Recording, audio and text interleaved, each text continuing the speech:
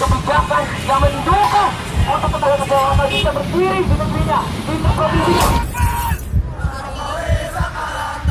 Jadi hari ini kita akan menunggu di sini sampai kemudian Presiden RI itu keluar.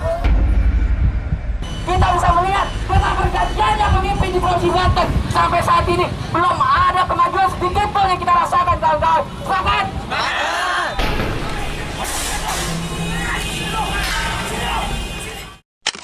Kacamata Islam.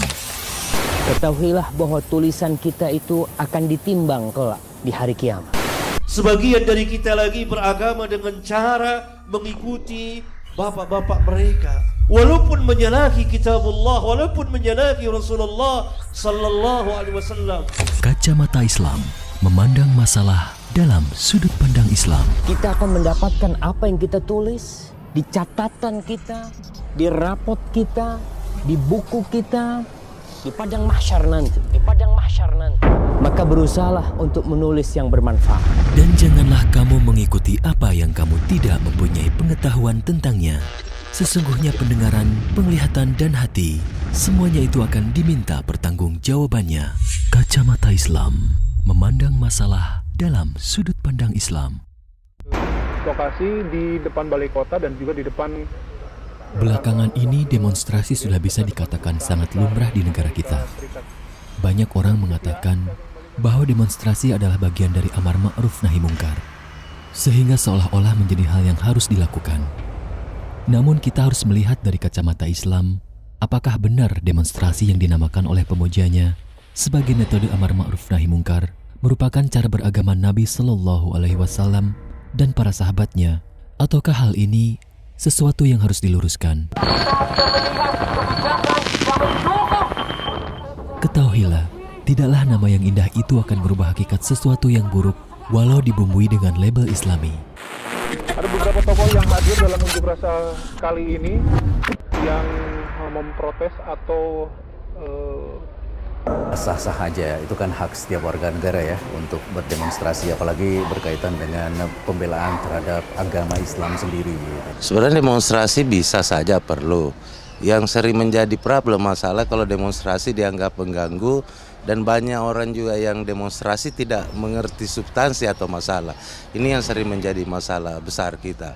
Demonstrasi kan sebuah cara untuk menyampaikan sebuah opini, dan opini itu ya bisa dibilang sebagai suatu hal yang bagus, dan ya saya setuju dengan demonstrasi kalau misalnya sebagai cara untuk menyalurkan sebuah opini.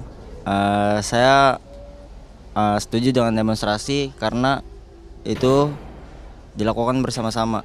Ya kalau saya sih setuju-setuju aja asal selamanya tidak mengganggu lalu lintas seperti di jalan, tidak. Jadi demonstrasi secara umum itu kalau berdasarkan aturan pemerintah ataupun undang-undang, itu secara undang-undang disahkan. Namun kita sebagai warga masyarakat, apabila demonstrasi itu dilakukan dengan secara tidak proporsional, kemudian maksud dan tujuan memang tidak terarah, maka demonstrasi itu menjadi sesuatu perbuatan yang sia-sia. Jadi pada dasarnya demo itu sah, tapi secara mekanisme sistem adalah perlu dikaji dan disikapi secara bersama manfaatnya dari demo itu sendiri. Membuat huru-hara, jangan sampai membuat anarkis lah. Melihat fenomena demonstrasi sekarang, saya relatif kurang setuju lah. Gitu. Bukan pada aspek menyampaikan pendapatnya, tetapi pada cara-cara demonstrasinya. Gitu, seperti itu. Setuju, itu selama demonstrasi itu mengikuti cara-caranya ya. Maksudnya ikutin birokrasi, terus izin, dan nggak anarkis, ya itu saya setuju. Kalau misalkan dia asal kumpul, lalu dia demo dan bakar ban atau melakukan vandalisme, itu saya kurang setuju. Kalau pendapat saya sih tidak setuju, karena kayaknya kurang untuk mengganggu ketenangan dalam masyarakat gitu. Setuju itu kan. Kalau saya ikut-ikut aja sih. Kalau kata saya sih setuju, soalnya itu kan bagian suara masyarakat juga. Nah bener, suara rakyat kan. Suara rakyat gitu. Dibutuhkan sebenarnya, iya. Barakallahu fikum. Alhamdulillah wassalatu wassalamu ala Rasulillah wa ala alihi wa sahbihi wa man tabi'ahum bi ihsan ila yaumiddin, amma ba'du. Demonstrasi atau unjuk rasa yang dilakukan di banyak belahan dunia ya, di berbagai negara-negara dalam rangka untuk memaksakan keinginan begitu ya. Baik itu dilakukan oleh perorangan atau per kelompok. Biasanya dilakukan ketika sekelompok masyarakat tertentu protes terhadap kebijaksanaan pemerintah. Ini yang kita ketahui berdasarkan penjelasan para ulama Ahlus Sunnah wal Jamaah adalah metode yang menyimpang dari manhaj Ahlus Sunnah wal Jamaah. Metode ini justru diadopsi dari orang-orang kafir ya, karena mereka tidak mengerti cara beramar ma'ruf nahi mungkar yang dibenarkan dalam Islam. Kita diperintahkan di dalam Islam untuk menyampaikan nasihat dengan cara lemah lembut, dengan cara yang menyejukkan hati, dengan cara yang lebih mungkin untuk diterima. Coba kita bayangkan dalam Al-Quran saja, ketika Allah Subhanahu wa Ta'ala memerintahkan kepada dua nabinya yang mulia, dua rasulnya yang mulia, Musa dan Harun alaihi wassalatu wassalam, untuk menasihati orang yang kekufurannya tidak ada taranya, yaitu Fir'aun laknatullah alaih, yang mengaku sebagai Tuhan, membunuh Bani Israel ya, bahkan melakukan berbagai macam kezaliman-kezaliman, bahkan yang berhubungan dengan hak-hak Allah Subhanahu wa Ta'ala. Tetap Allah Subhanahu wa Ta'ala katakan kepada mereka berdua, idhaba ila fir'auna innahu tagha faqula lahu qawlan layyinan la'allahu yatadzakkaru aw yakhsha. Pergilah kalian berdua kepada Fir'aun karena dia telah melampaui batas, dan ucapkanlah kepadanya, sampaikanlah nasihat kepadanya dengan nasihat yang lemah lembut, supaya dengan itu dia mau kembali atau takut kepada Allah Subhanahu wa Ta'ala. Makanya fatwa para ulama Ahlus Sunnah berdasarkan dalil-dalil dari Al-Quran dan Sunnah tentang cara menasihati pemimpin, mereka mengharamkan yang namanya demonstrasi dengan alasan apapun. Kita dengar langsung fatwa dari ulama yang paling senior di Madinah, Syekh Abdul Muhsin Al-Abbad hafizahullah ta'ala. Demikian pula fatwa dari para ulama yang lainnya, Syekh Shalih Fauzan dan para ulama yang lainnya hafizahumullah ta'ala. Barakallahu fikum. Nah, sering sekali kita melihat di berbagai sosial media, begitu mudahnya para netizen menulis statusnya di Facebook atau Twitter dan yang lainnya. Lontaran-lontaran kritikan dan celaan terhadap penguasa tanpa mempertimbangkan akibat yang telah diperbuatnya di sisi Allah Subhanahu wa Ta'ala.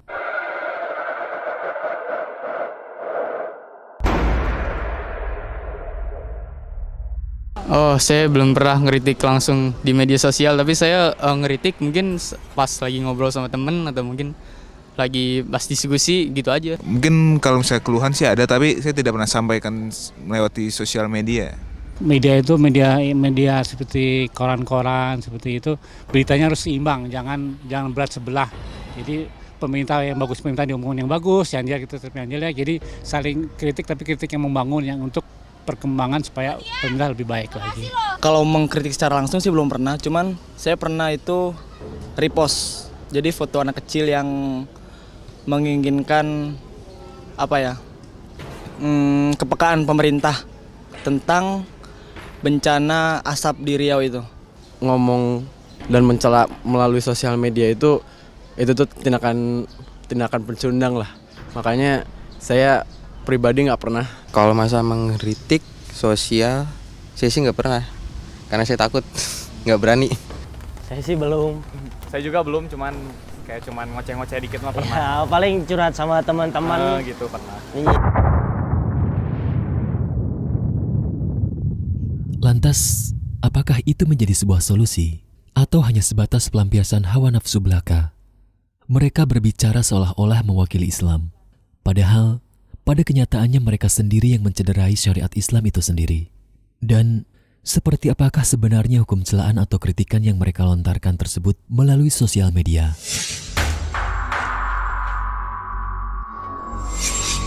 ya, perbuatan seperti ini bukan merupakan metode yang diambil dari pemahaman Ahlus Sunnah wal Jamaah. Yang kita ketahui ini justru dari orang-orang yang punya pemikiran Khawarij.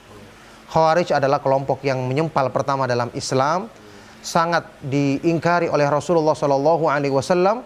Bahkan beliau menyebutkan tentang keberadaan mereka ini, ya, punya ciri-ciri yaquluna min khairi qaulil bariyah dalam Sahih Muslim. Rasulullah SAW bersabda, mereka selalu mengucapkan ucapan yang baik. Kelihatannya beramar ma'ruf nahi mungkar, ini ingin menegakkan jihad di jalan Allah. Tetapi Rasulullah SAW bersabda, yamrukuna minad dini kama yamruku sahmu minar ramiyah.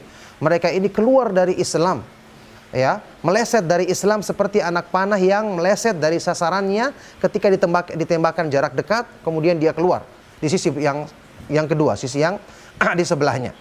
Ini keberadaan mereka. Makanya Ali bin Abi Thalib radhiyallahu taala anhu ketika menyaksikan orang-orang Khawarij ini keluar dengan membawa simbol-simbol kebenaran di zamannya, di hadis sahih riwayat Imam Muslim, sahabat yang mulia ini mengatakan tentang mereka, tentang kalimat yang mereka ucapkan, kalimat-kalimat yang manis tadi, padahal tujuannya untuk kerusakan. Kalimatu haqqin urida biha batil. Itu adalah kalimat-kalimat yang kelihatannya benar, tapi ditujukan dengan itu kebatilan. Islam tidak mengajarkan mencela pemerintah. Pemerintah, bagaimanapun kesalahan yang mereka lakukan, mereka wajib untuk kita nasihati. Bukankah Rasulullah SAW bersabda, ad-dinu an-nasihah. Agama Islam ini adalah nasihat. Qulna liman ya Rasulullah, para sahabat bertanya, untuk siapa nasihat itu ya Rasulullah?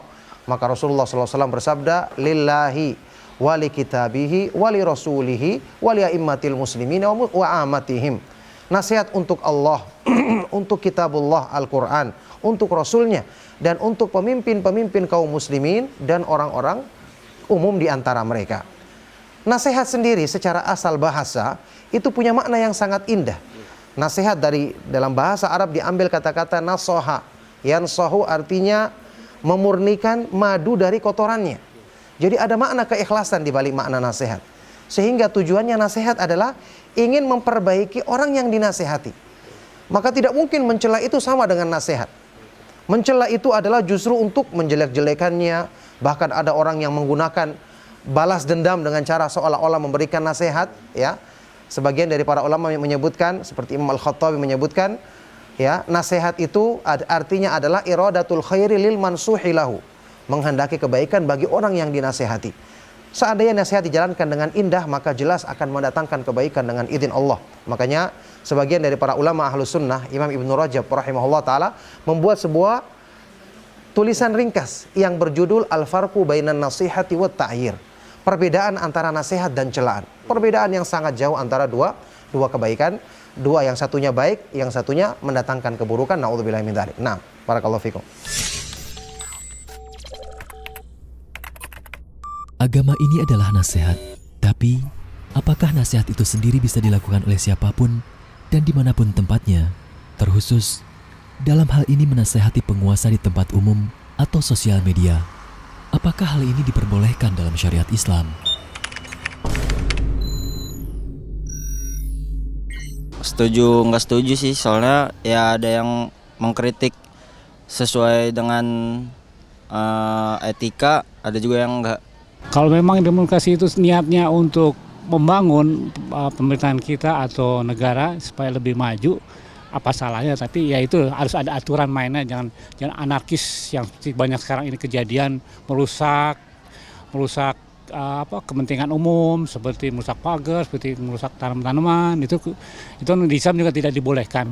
Komentar itu sebenarnya suatu hal yang baik, dan pemerintah juga tidak selamanya itu benar. Ya, pencelaan sih bukan pencelaan ya, sebuah keluhan sih boleh, tapi kalau pencelaan dengan kata-kata yang misalnya tidak sopan tuh ada sesuatu yang buruk.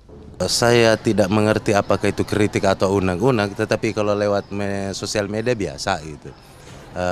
Menyampaikan pendapat, alasan dan argumennya juga harus jelas. Sebenarnya kita sebagai warga yang punya pemerintah tuh berhak, ada hak buat berbicara. Tapi kalau sampai mencela itu kurang setuju sih. Untuk mencela dan secara sepihak meledek atau memaki itu sepenuhnya salah menurut saya. Boleh aja, cuman mereka mesti tanggung jawab sama kritik mereka itu. Kalau mereka misalnya dianggap salah atau gimana, itu udah tanggung jawab mereka, nggak ada. Tapi mereka punya hak buat berbicara, tapi mereka juga punya hak buat dikritik balik gitu. Karena takutnya kan kita mencela pemerintah, tapi dalam artian kita belum ada bukti yang pasti gitu. takutnya gitu. Selama itu dasarnya memang faktanya jelas, ya saya sih setuju aja ya, betulnya.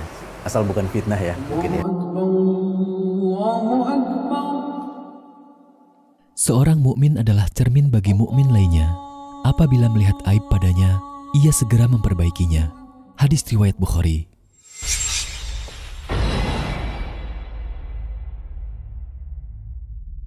Barakallahu fikum. Ya, saat ini karena zaman sudah begitu banyak menggunakan medsos ya, baik itu Facebook ataupun WhatsApp ataupun yang lainnya ya, maka orang-orang menganggap bisa menampaikan nasihat melalui media-media sosial tersebut. Tentu dalam Islam kita ketahui ini lebih banyak bertentangan dengan prinsip-prinsip Islam yang benar dalam memberikan nasihat. Kenapa?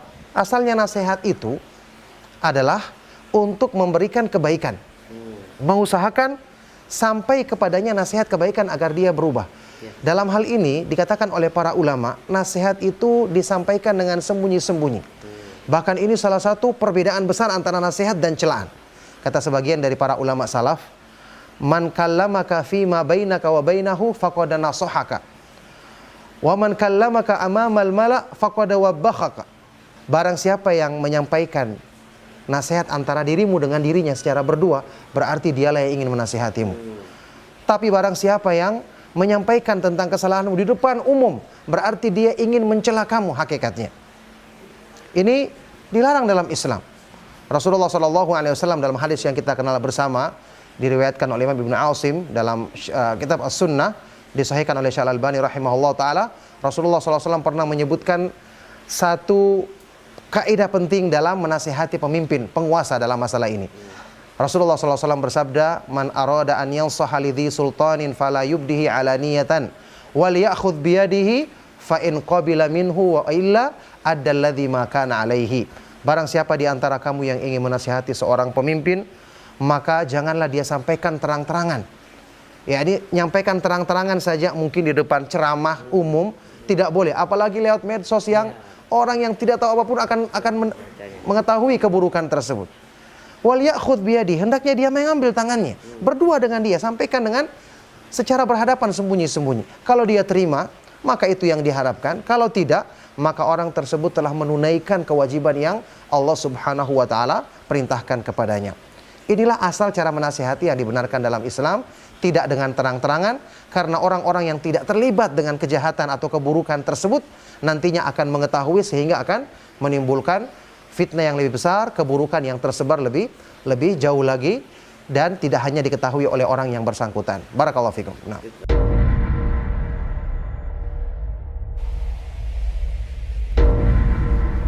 Bisa jadi nasihat yang kita sampaikan untuk saudara seiman kita jauh lebih bernilai daripada emas dan perak yang kita berikan untuknya. Karena nasihat bermanfaat di dunia dan akhirat. Sedangkan emas dan perak belum tentu terpakai untuk kehidupan akhirat kelak. Akan tetapi, banyak orang yang sulit menerima nasihat, dikarenakan begitu seringnya nasihat meluncur tanpa adab. Padahal, dalam Islam kita diajarkan etika dalam menasihati saudara kita, sebagaimana setiap amalan yang memiliki adabnya masing-masing. Bisa kalau demonstrasinya itu baik ya. Jadi nggak rusuh, terus masuk akal lah demonstrasinya gitu. Dan sampai ke pemerintah intinya. Demonstrasi ya jika dilakukan yang benar itu bisa menjadi sebuah solusi yang baik sih untuk sebagai cara untuk menyalurkan aspirasi kepada pemerintah.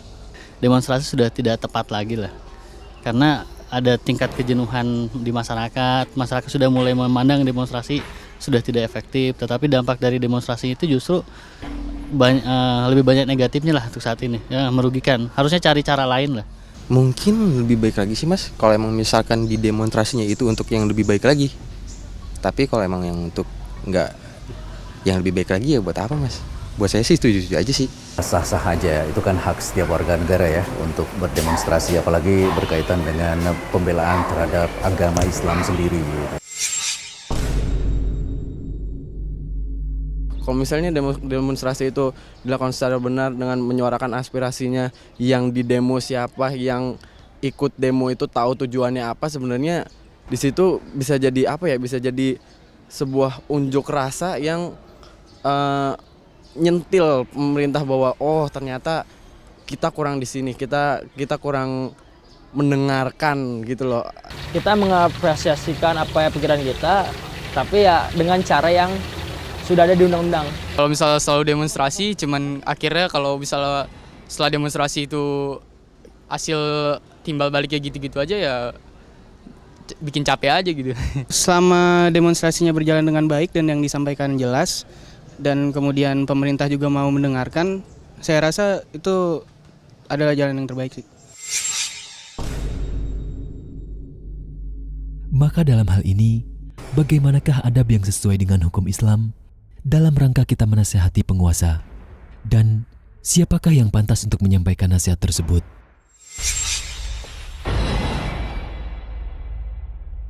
Nasihat kepada pemimpin tentu punya adab-adab dalam Islam. Pertama sekali tentu ini berlaku dalam semua ibadah karena kita ingin menasihati pemimpin dalam rangka beribadah kepada Allah. Bukan dalam rangka karena kita punya kepentingan ingin menggulingkan dia supaya kelompok kita atau partai kita yang bisa punya kesempatan untuk naik. Ya ini jelas. Ikhlas karena Allah. Kenapa kita harus ikhlas? Ikhlas itu menjadikan ucapan kita karena bersumber dari hati mudah masuknya ke dalam hati. Luar biasa pengaruhnya ikhlas. Salah seorang ulama salaf yang bernama Muhammad Ibnu Wasi' dari kalangan tabi'in yang mulia, ya. Beliau ini salah seorang perawinya Imam Muslim dalam kitab Sahih Muslim. Dia pernah menasihati seorang penceramah yang datang mengadu kepadanya, mengeluh kepadanya kenapa ketika dia menceramai orang sedikit pengaruhnya kepada orang-orang yang dengar. Apa kata beliau? Ya fulan ma ra'aitul qauma utu min kibalik. Wahai fulan tukang pemberi nasihat ceramah, menurut pandangan saya mad'u atau orang-orang yang mendengarkan ceramahmu tidak terpengaruh, itu sebabnya dari dirimu sendiri, bukan dari mereka masalahnya. Fa innal dzikra idza kharaja minal qalbi waqa'a 'alal qalbi. Karena nasihat itu kalau bersumber dari hati akan mudah masuk ke dalam hati. Jadi adab yang pertama adalah ikhlas karena Allah Subhanahu wa taala. Kemudian sampaikan nasihat dengan kalimat-kalimat yang baik. Kalau kita memulai dengan kalimat-kalimat yang baik, membuat orang yang ingin kita nasihati tertarik terlebih dahulu, dia merasa tenang dan damai, dia bukan ingin dicela, bukan ingin ditegur, bukan ingin dimaki-maki. Dengan persangkaan baik dia akan mudah terima nasihat kita. Kita ketahui, kalau kita berusaha menarik hati orang, apapun yang kita katakan selanjutnya dia akan mudah terima. Ya, sebagian para ulama mengatakan, ahsin ilan nas tasta'bid qulubahum. Berbuat baiklah kepada manusia supaya kamu mudah menundukkan hati mereka.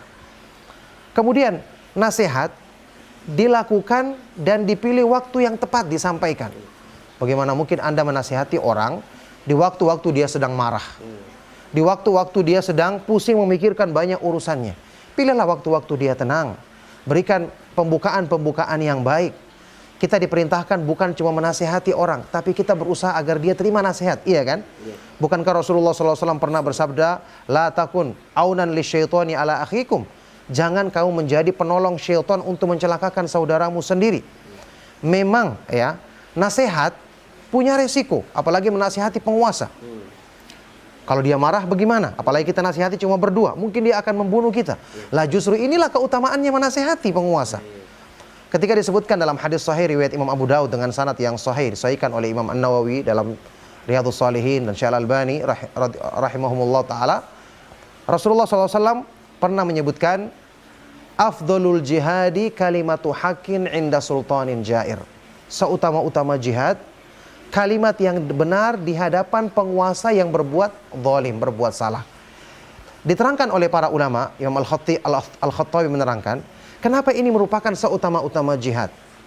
Karena Anda ketika berbicara dengan penguasa, datang ke tempatnya, bertatap empat mata menyampaikan nasihat, kalau dia marah, dia akan bisa membunuh kita saat itu juga. Inilah makna seutama-utama jihad. Sayang sekali hadis ini banyak yang disalahartikan oleh sebagian orang.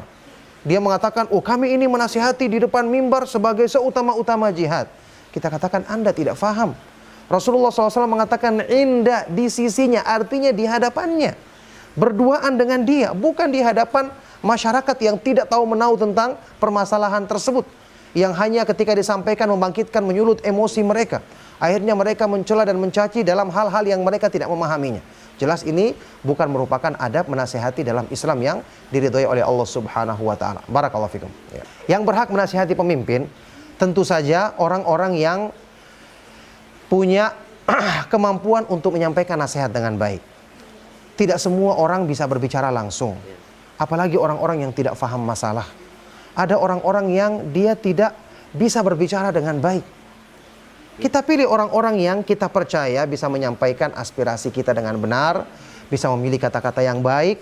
Kalau perlu mungkin dia punya punya cara untuk dekat dengan pemimpin agar mudah menyampaikan nasihat, maka itu lebih baik. Tujuan kita adalah untuk menyampaikan nasihat karena menegakkan agama Allah Subhanahu wa taala. Masalah apakah nasihat kita diterima atau apakah nasihat itu kemudian langsung merubah keadaan dirinya, hidayah ada di tangan Allah Subhanahu wa taala. Kita menjalankan kewajiban kita sebagaimana dia juga punya kewajiban untuk menerima nasihat kebaikan. Adapun nanti masalah urusan hidayah itu semua ada di tangan Allah Subhanahu wa taala. Wa huwa a'lamu bil muhtadin, dan dia yang lebih tahu tentang siapa yang pantas mendapatkan hidayah darinya. Barakallahu fikum. Jika suatu umat dipimpin oleh pemimpin yang berakhlak buruk, tidak bermoral dan kepribadiannya yang jauh dari nilai-nilai Islam dan akhlak yang mulia, maka dipastikan umat itu akan mengalami penderitaan dan kesengsaraan yang berkepanjangan. Pemimpin seperti ini akan bertindak sewenang-wenang sehingga umatnya tidak mendapatkan keadilan dan hak-haknya. Rakyat akan merasakan ketakutan, kecemasan, dan kekecewaan.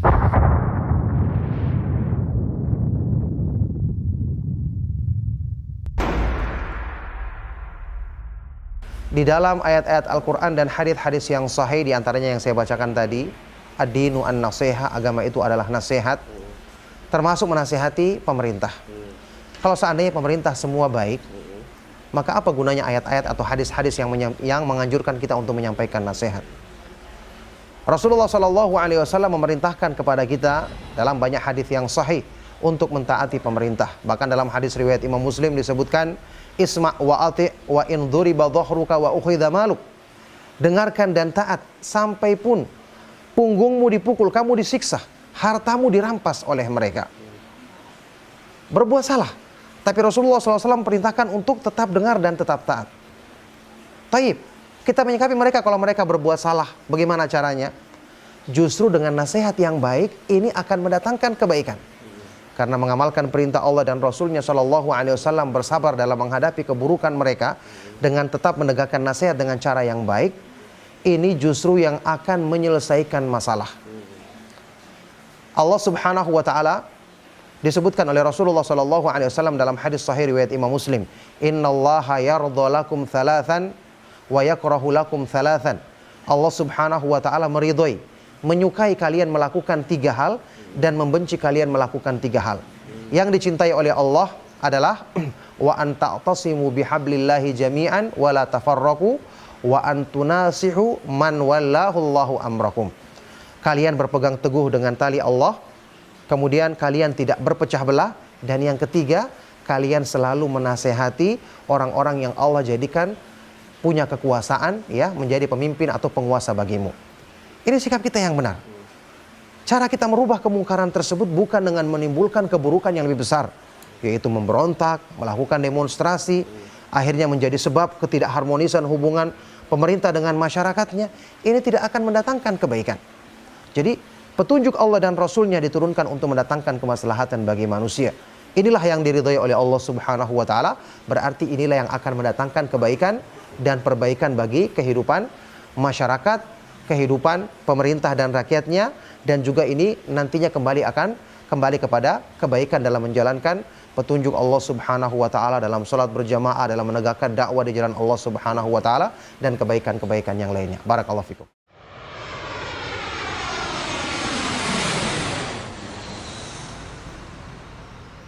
Kecenderungan orang yang berkuasa untuk berlaku melampaui batas merupakan hal yang biasa, kecuali jika yang menerima otoritas adalah seorang mukmin sejati. Mukmin sejati sadar bahwa ketika dirinya memperoleh otoritas kepemimpinan, maka saat itu juga sebenarnya dirinya terbebani suatu beban berat. Ia dibebani amanah untuk memastikan bahwa di bawah kepemimpinannya, ia harus berjalan menuju keridhaan Allah Subhanahu wa taala. Artinya, ia harus selalu berusaha menegakkan kebenaran, وكذلك نولي بعض الظالمين بعضا بما كانوا يكسبون. Kacamata Islam.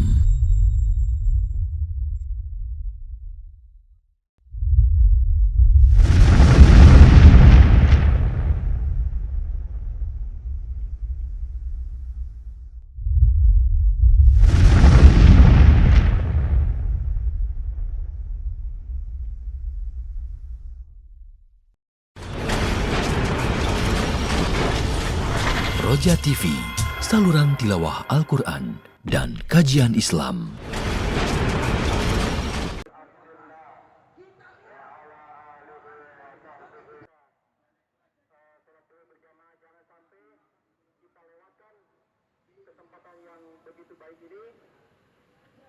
Mari kita sama-sama ingatkan kembali. Menisahkan agama, dibiarkan azab Allah turun. Allah kalau nurunin azab, nggak satu tempat doang, 40 meter ke belakang. Betul tidak, saudara? Takbir. Aceh. Ya Allah Rabbi. Kira-kira dimulakan begini. Ini untuk aja Allah Subhanahu wa Ta'ala menurunkan rahmatnya. Kira-kira hujan nggak? Sulati. Jadi ketika Anda itu menasihat agama, penolong Anda itu kalau menyerahkan masalah itu kepada Tuhan atau beribadah, kalau begitu ya sabar. Lawang sabar kok sweeping itu. Gimana? Ya kan? Kalau nasihat Anda di dalam masalah agama tidak taati gimana? Ya dinasihati lagi.